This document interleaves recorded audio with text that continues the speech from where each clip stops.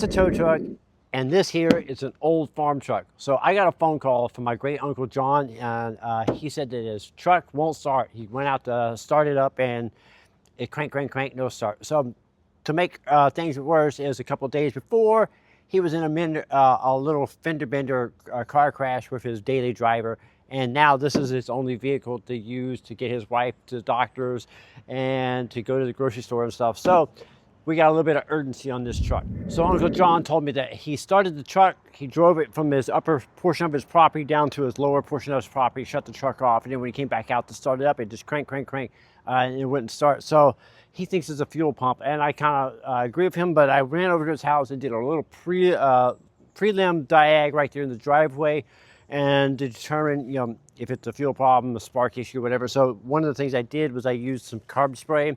So I sprayed a little carb spray in the air cleaner, and boom, it fired off, and then the truck died out. So then I used a hammer and I banged on the bottom of the fuel tank, and the truck ran for a couple of minutes, and then it died out. I'm about 90% sure that it is a fuel pump, but before we drop that fuel tank and get the fuel pump out of it, we're gonna do a few more tests on it just to 100% verify that that is the problem. So I'd like to take this time to thank our sponsor of the day. So GUNK has kindly sponsored this video. They supplied all the carb spray and parts cleaner that we use in this video. So thank you to GUNK, and there'll be links for it in the description of the video. So now we're gonna get back to the repair. So as you can see, we got a crank, no start here. So I'm gonna use a little carb spray here, and we're gonna spray it in the intake and then fire it off and then see what happens. Use a little bit of the GUNK carb spray here, spray it into the throttle body, and we're gonna go crank it again. And with any luck, it should fire right off. So there it goes, it fired off, and as it burns the fuel off, it dies. So we know we got a fuel problem. We just sprayed a little bit of carb spray in the engine, and you can see it fired right off. So we know we got a fuel problem. So next we're gonna check to see if the fuel pump itself is actually getting power and ground to the pump when we crank it. And if it is, then we're gonna condemn the fuel pump and go about replacing that. So that's the next step. We're gonna confirm that it actually has power and ground. To get access to the fuel pump, I jacked the vehicle up, put it on jack stands over the rear. I got sweat in my eyes. It's like 90% humidity and like 90 degrees today. It's freaking hot, and I'm sweating bullets here. This is a 1996 Dodge Ram 1500. If you remove the left rear tire, you can get right in here and you can see the fuel pump. So we got access to the fuel pump. So I'm gonna disconnect the connector here, and we're gonna see if it has power and ground going to the pump. And if it does, then we're gonna condemn the pump. Use my power probe to test to see if it has power and ground. So when you put it on power, it tells you exactly how many voltage, and when you touch a ground, it tells you that it's a ground circuit. So this is a 6-wire to 4-wire conversion adapter. I took it off the new fuel pump. It's still on here, on the original one here. But the wires for the red wire on the end and the black wire are the power and ground for the pump here. So basically the end wire. So the black wire here is connector number 1, pin number 1, and that's the ground for the pump. And then the red wire is the power supply from the relay to the pump right here. So I'm gonna back probe it here and cycle the key and see with my power probe here. So when it's touching ground, you'll hear the ground circuit right here, and when you hear when it's powered up, it'll have a beep noise. So I'll be able to hear that. So I'm gonna back probe it here. I forgot my back probing pins. They're at the shop. So what I did was take a cutter pin and I smashed it, the end of it, and flattened the end of it out with a ball peen hammer here, and that makes it nice and thin and flat. I can back probe the connector here without flaring it, and then I can go ahead and put my probe on the tip here, and then we can crank it, and we're gonna listen for that beep noise. So I got it back probed. I got it looped around so it's making contact with my tip of my probe here, and now I'm gonna go cycle the key and listen for the noise. I'm gonna cycle the key and see if we hear it. So we hear it beeping back there, and now I'm gonna crank. As I'm cranking, I hear it beeping. So we know it's got power. Now I'm gonna do the same thing, but now I'm gonna move it over to the ground side of the circuit, put it on here, and then we're gonna do the same exact test and see if it has ground. So this is a ground all the time circuit, and the relay applies the power. So we know it's got power and ground going to the fuel pump. Fuel pump's not running, so we're gonna proceed to changing out the fuel pump. So now I'm confident that it is the fuel pump, and we're gonna go ahead and drop it out. So if you're working on the fuel system, we're gonna be changing that fuel pump out. It's best to disconnect the battery. I just disconnect the negative cable here, set this aside, loosen this up. That way we don't arc out on anything and we're safe. Now what we're gonna do is right here, we're gonna disconnect the fuel neck and vent line right here. So right here is the worm gear. We're gonna loosen up that and loosen it up here. And we're gonna pop these hoses off here and here. We already got the fuel pump disconnected electrically. We're also gonna disconnect the fuel line. So it's just a squeeze type. You just squeeze the little tabs right here on the left and right side of it, which is a little hard to get to show you. You squeeze those and then you can pull the line off. You may have to get like a pick tool, depend on if you can get your fingers back here or not. Let's see it. And then you kind of just twist the line back and forth and squeeze the tab here and here, and then the line will come off. And then this right here is the vent line for the evap canister right here. That just plugs onto the, I guess what they call the rollover valve here. So we're gonna pull that off. We're gonna be careful not to break it, so you may have to use a pick tool and use some pliers and needle nose and kind of twist it to break it free, and then pull that off. So once we get the line off, the vent line off, electrical connector, and the two vent, the fuel filler vent and filler neck hoses off the tank, then we can go underneath and we can unbolt the strap. To end up unbolting the fuel neck from here and pulling it down in this area to get it off. It fought me and fought me. These have been on there for forever. So now we got everything disconnected. Now we're gonna disconnect the straps, put a floor jack underneath the tank, and then lower the tank down. You want to make sure you got the vehicle jacked up on jack stands so you can get it as high as you can, so you can get under here, and you make sure you have enough clearance to get the tank out. Looking up from underneath, you're going to loosen up the bolt here and then over here. You're definitely going to want to use some penetrating oil. I'm using PB Blaster here. So you want to soak those bolts. Let them get good and soaked.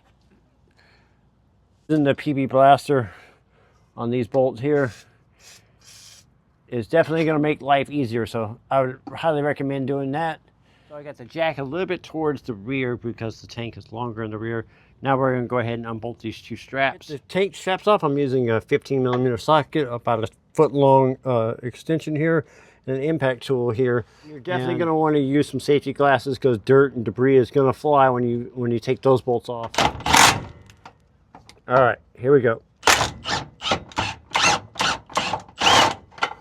I took the bolt off here. You can see the penetrating oil helped tremendous. Let's see if we can get this one strap loose. A little hard to work, but you can see it up there. Now we're just gonna get this strap down. Might have to get a pry bar in here and pry it down, or just start lowering the jack and that'll break it free. And we're going to do the same thing over here. First, I'm going to get one strap loose, get it down, and then I'll do the next strap. And then I'll start lowering the tank down. So I pried the strap down. And now I'm just going to get it over here. I'm going to bend it, straighten it out a little bit, and just get it out of my way like this. And then we're going to lower this down. Same thing, I've already taken this bolt off too. So I've taken that bolt off. Now I'm going to pry this down. Pry bar. I'm also working off from the side, that way if the tank falls or anything like that, it's not going to fall on me. It's just going to fall straight to the ground, which would suck, but it's not the end of the world.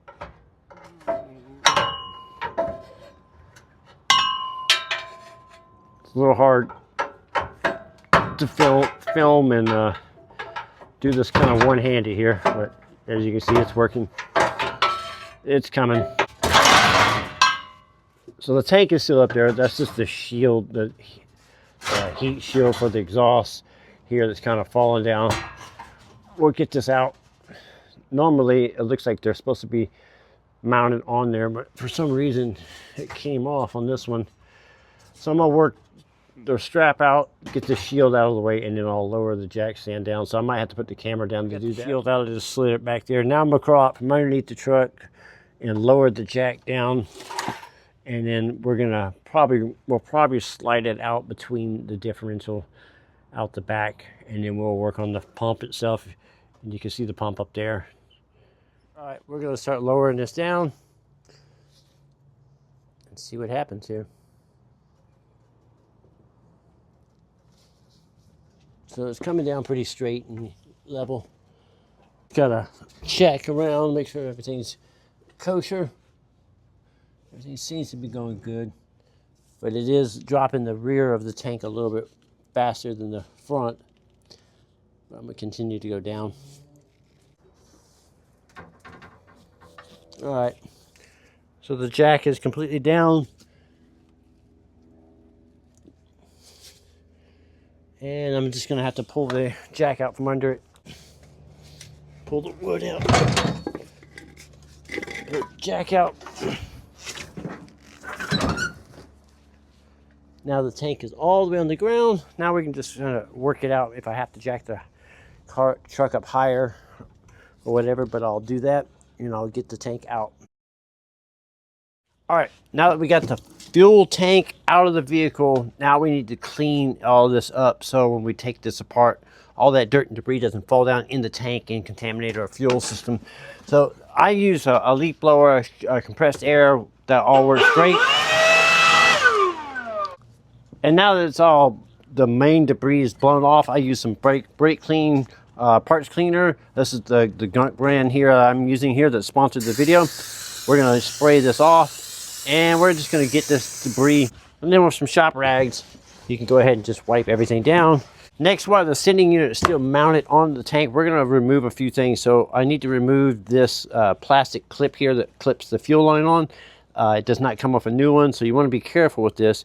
And you just gotta flare these little tabs kind of open. I'm just using a pick tool and flare it over and over. So you're gonna flare these out and then you can pull this off. So we're gonna reuse this on the new fuel pump. Next, the rollover valve. A lot of these fuel pumps, they don't come with that. So as you can see, our new fuel pump module here does not have the rollover valve for the vent line for the evap system. And so we need to pop this out and then transfer that over into our new modules. So it's easier since it's already mounted to just do it here, is to get in here underneath the valve here and just kind of pry it up. We're trying not to pry on the rubber seal so much, but we're trying to pry up the valve. It's just in a rubber grommet. This pry bar under here, once I get the screwdriver in. So I got the screwdriver in, get the pry bar lip under, and then we're just going to give it kind of a twist.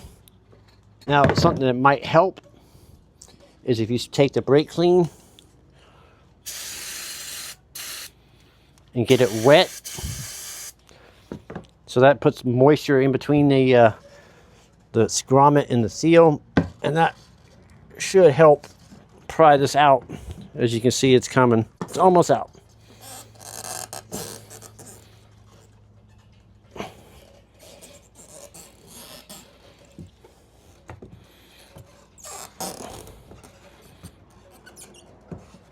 All right, so we got it out.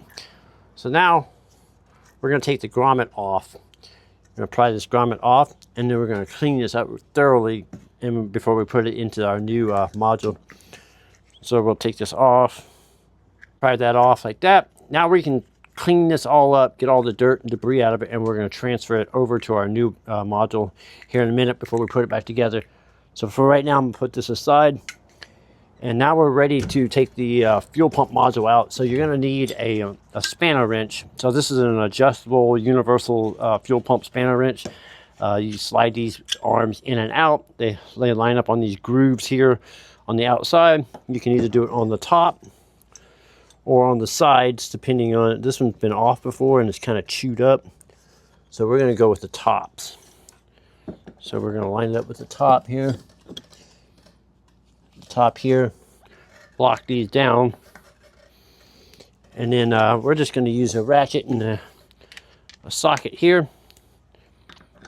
I will link this up in the description of the video, or you can rent these from any parts store. They have these at the parts store. There it goes. There we go.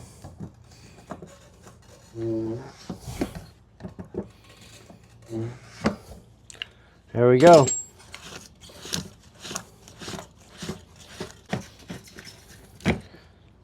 Now we take the ring off, set this aside, and now we can take the pump out, the module out.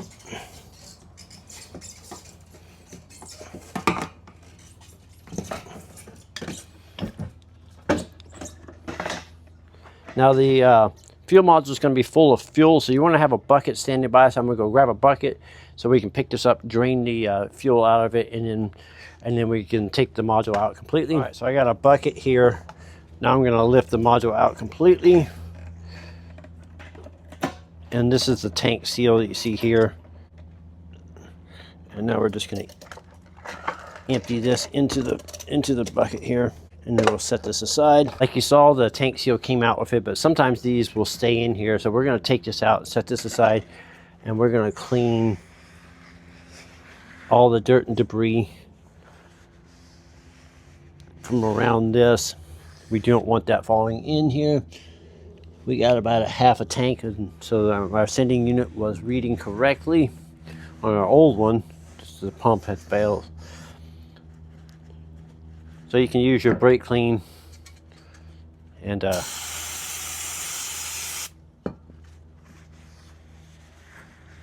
wipe this all down and get this nice and clean. Now we're going to get ready to transfer our pump over. So we're going to put our new tank seal.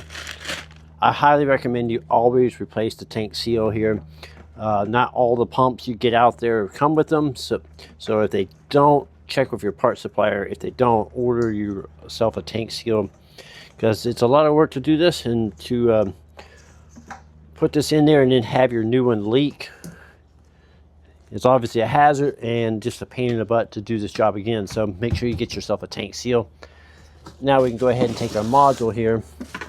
We got to prep it. We got to make sure that not all of these, when you get these, sometimes you have to install the sock here on the bottom, the screen or filter, and sometimes the arm for the fuel sending unit is not attached. Sometimes you have to attach those.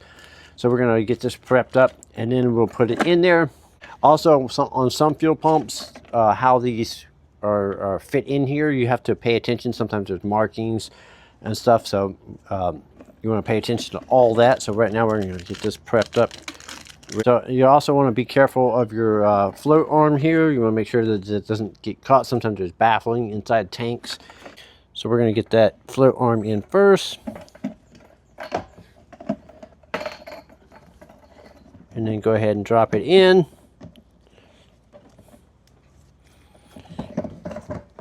And also make sure that your tank seal doesn't fall down inside the tank when you're doing this. Now we can go ahead and put our ring back on. We'll put the rollover valve on in the second when it's all mounted. Gives us something to work with here. Now I'm going to go ahead and reinstall it down in there. Now we can start our ring.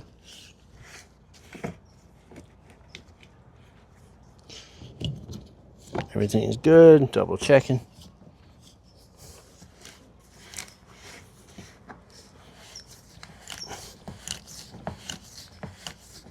All right. Now we're going to use our spanner wrench in the reverse and tighten her up.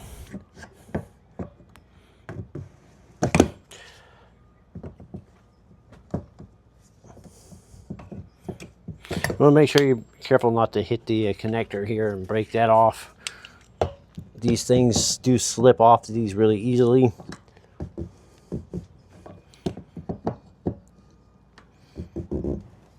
And you'll kind of know when you got it tight. It snugs up.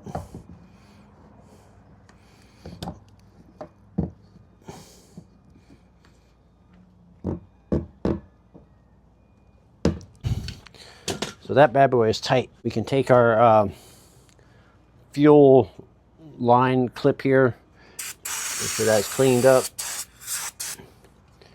And then we can go ahead and slide that back over the neck here. So you can go ahead and slide that on. And now our fuel line, you'll just spin this to where it lines up with fuel line. The fuel lines will just plug on. Next up, we're going to make sure our grommet here is nice and clean, and go ahead and install this in the module here in the grooves. Okay, so I'm going to use a little bit of carb spray and spray it and get the seal wet. Now that'll help slide the rollover valve back in there. There you go, he's in there. Now we're ready to put the tank back in the truck. All right guys, so you can see I put the tank underneath the vehicle, and we're gonna get it up. I'm by myself, and we need to get a floor jack underneath it and jack it up into place. So to do that, I came up with a solution. So what I'm gonna do is I'm gonna lift the one side up, slide some wood underneath it, maybe a couple pieces like this, right? Slide it up, then I'll come over to this end, jack this end up, put some wood on it. Now that should give me the space to get my floor jack underneath the tank. Then once I got that, then I'll jack the tank up into its position, and then I'll put the straps on and then bolt those up. So that's the plan.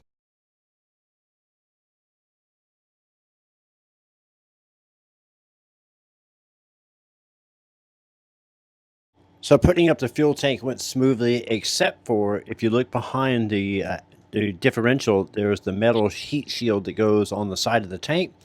I forgot to put that on while I put the straps on, so I had to take the straps back off and put that heat shield back on. Part was getting the straps started with the heat shield, because this one's falling off. But once you slid it in there, put the straps over the top, start the bolts left and right side, and then we just run them down until they're nice and snug. All right, now you can plug in your fuel line, your electrical connector, and your vent line. Now we're ready to install our fuel neck here, our filler neck hosing here. So I'm gonna spray inside here, the inside with some carb spray, and that's gonna get it wet and lubricated, and that's gonna help it slide on really nice and easy, and it won't fight us. All right, we got the fuel neck reinstalled, all bolted up. Now we're gonna put the back tire on, drop it off the jack stands, and we're going to give it a test fire and see if it runs. All right, the moment of truth. So I'm going to cycle the key on, let it stay on for about 10 seconds, and that's going to prime the pump. Cycle the key off, and then crank the truck and see if it starts. So here we go, moment of truth. So key on, let it stay on for about 10 seconds or so, cycle it off, and now we're going to crank and see if it runs. Woohoo! Right on. So Uncle John's truck lives. I'd like to thank you guys for hanging out with us today. I'd like to thank our sponsor of the day, GUNK, for supplying the carb spray. It would be almost impossible to diagnose this vehicle and also to get the vehicle apart and back together without some of their products. So I'd like to thank them. So if you're doing a project like this, I would highly recommend GUNK. I'll leave links for it down in the description of the video. I'm Brian S. from How To Automotive. I'd like to thank you guys for watching and encourage you to subscribe. Now it's time for a little test drive. All right, so we're gonna take the old farm truck here for a test drive and make sure everything's good to go. Fuel gauge is working. Got plenty of power going up this hill. I'm pretty confident that this job is done. So we'll get it back to Uncle John so he can go grocery shopping and take care of business and stuff. And we're signing off. All right, cool. Thanks for hanging out.